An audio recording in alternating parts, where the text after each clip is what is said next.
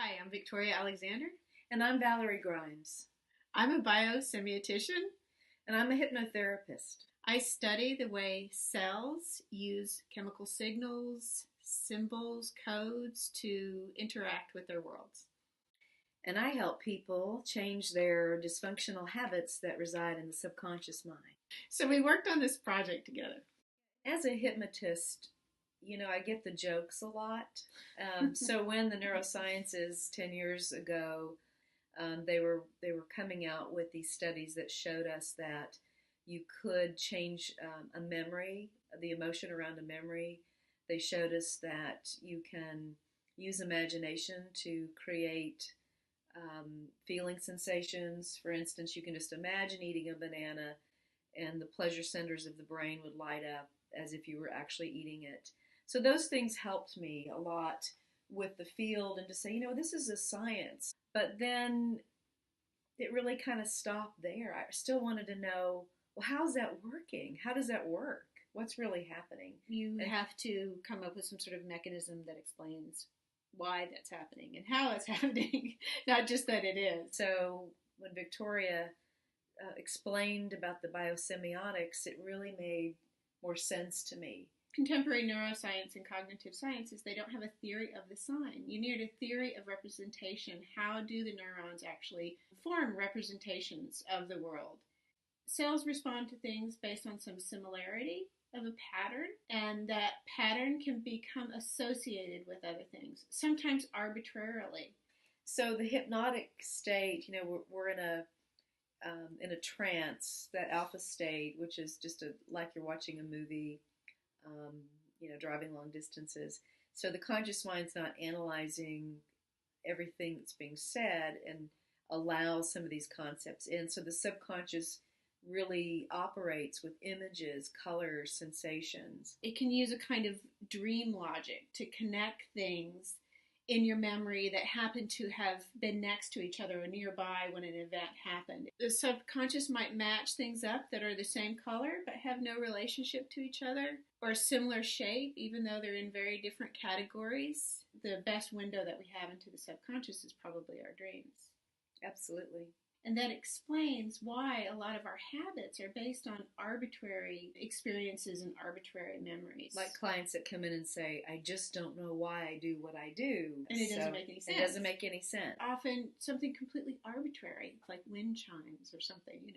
Why does this make this person suddenly feel bad? Other talk therapies help people form new habits by working on sort of critical thinking skills or going at it in a more logical way.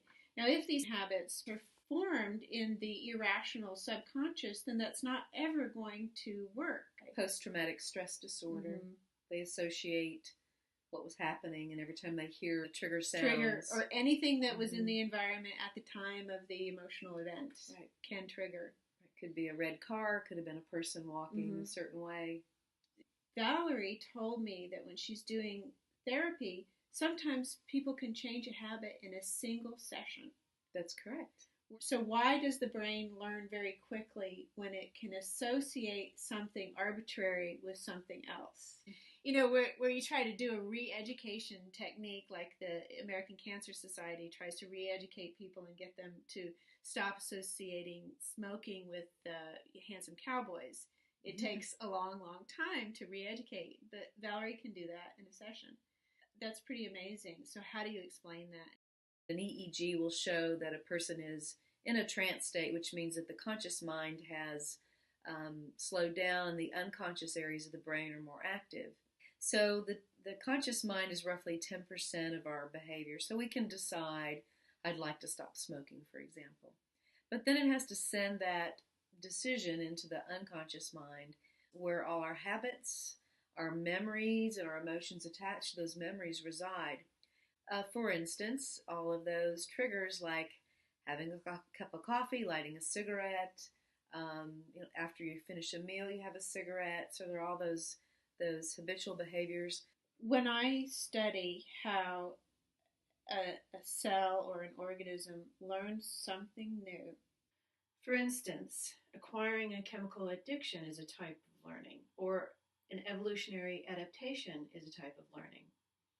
When the body forms a new habit, it's sort of misreading a new sign based on a physical similarity to an old one, repurposing that sign. And this is basically what you're doing too. You're trying to teach somebody to learn a new habit. Yes. First, they have to unlearn the habit that they had, and then learn a new one. I love that. Anything you learn, you can unlearn. Yeah. When I think of this, it makes me think of that, and it makes me think of this, and then I feel that way. And every time we go through that chain in that habit of thought, it just it tends to reinforce that same habit is going to recur again, because in the brain, the neurons that fire together wire together. You experience some sort of sign that you know in the environment, you only have one way of responding to it, and that's going to set off this chain of behaviors and interpretation that always leads back the same way. How do you ever get out of that? How do you ever think anything new? I had a woman come in very recently who was having night terrors, and these were so severe that she would dream that someone was trying to get out of bed and run around, moving her arms, like trying to get someone away, but was asleep. And what we found was, as a small child, her drug-addicted mother would leave her with her friends in a room, locked in a room. At night, the subconscious was, reliving the darkness. It's a dangerous time. It was a dangerous time, and she had to get away, but she was about 3 or 4 years old. We helped her overcome that fear of night, and so now she's maybe having just 1 2-minute episode, whereas before she was having 3 or 4 10-minute episodes a night. So her sleep has vastly improved. So maybe Valerie can put in a sign that is similar to this situation that set her on this train of events, but it's different enough that it sets her off in a new direction, redirecting the flow of a mental habit. And when I realized that doing this research, it occurred to me that Valerie's hypnotist program is called the Flow Center. And I called her up and I said, Valerie, that's a very good name for the work that you do, because this is exactly what's going on. Yeah, I named it that, just thinking about the flow of life and flowing along with life and not holding on to the bank, but letting go and going with the flow, so to speak. But it really had to do more with the fluid dynamic, the fluid nature of the brain. So yes, maybe I knew that instinctively. No, and the wonderful thing for me doing this research is it set me on a new path. I looked at my own work in a completely different way. It occurred to me it's also applicable to propaganda and marketing. Right. Yeah, I was in marketing and advertising for many years, and when I got into hypnotherapy, I realized that I'd been hypnotizing people all along.